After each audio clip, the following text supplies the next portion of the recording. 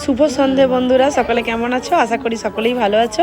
আমার মনস্ত্রিষা দাস পরিবারের সকল বন্ধুকে অনেক অনেক ভালোবাসা জানিয়ে আজকে একটা নতুন ধরনের ব্লগ নিয়ে চলে এসেছি।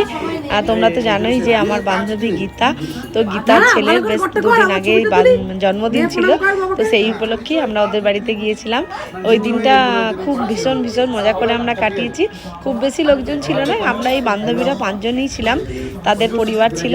তো সবাই মিলে কিভাবে বিজয়ের জন্মদিনটা আমরা আনন্দ করে কাটালাম, চলো সেটাই তোমাদের সাথে একটু শেয়ার করে দিই।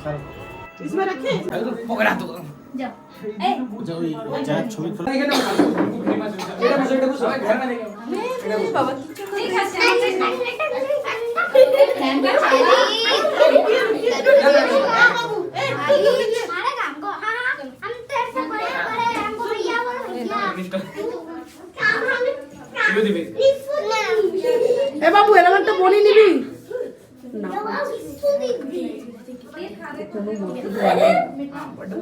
হ্যাপি বার্থডে গানটা চালা হ্যাপি বার্থডে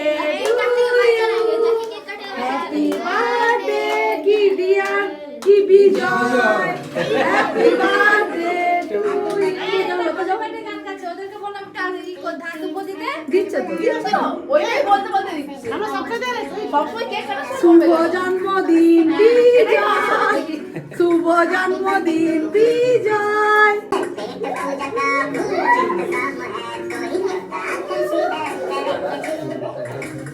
প্রণাম করবি আন্টিদের বলতে হয় না জানো না না ধান গির জায়গা প্রণাম করে প্রণাম করবি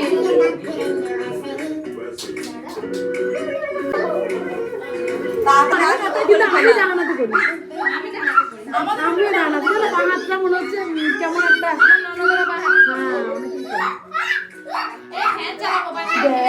কত বদমাই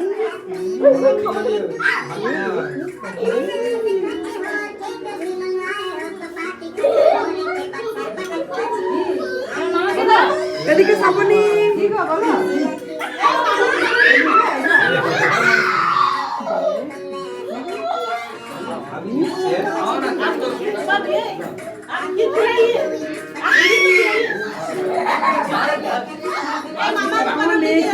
ভালো লাগে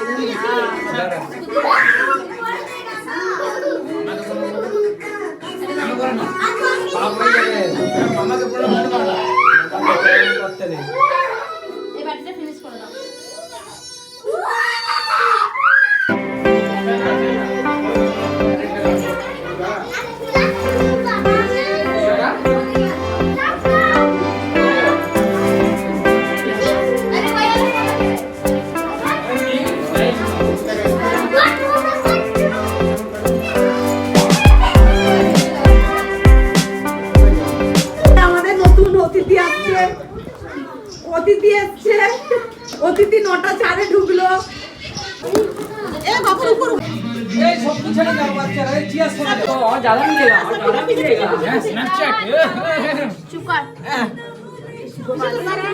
এই বাচ্চা ভাই দিকে দেখ ভালো করে আসছে এই নববর্ষে প্রিয়জনকে দিন বাংলা ছেড়ে দাও আইয়ে এই তো ঠিক আছে এখানে আছে দুজন ছাড়িয়ে কেকটা কাটে এই বাটিটা দাও এই হ্যাপি বার্থডে চালা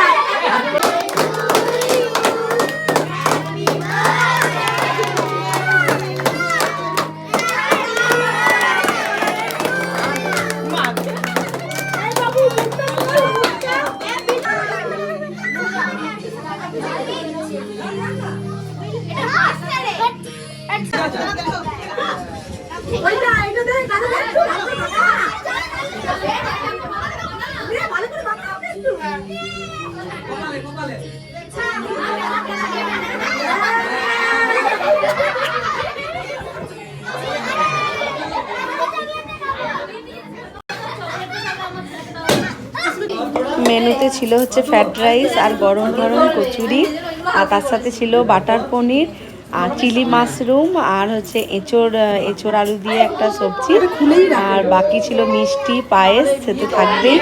আর চিলি মাশরুমটা হচ্ছে আমি বানিয়েছিলাম। বন্ধুরা কালারটা দেখে বলো যে কেমন হয়েছিল, অবশ্যই কিন্তু জানাতে ভুলো না।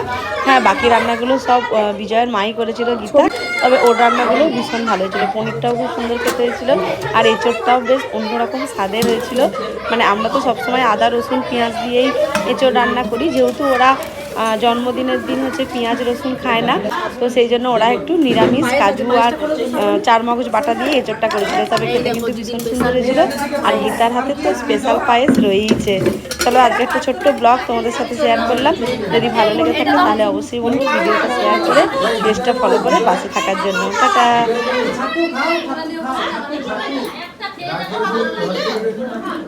জানি না আমি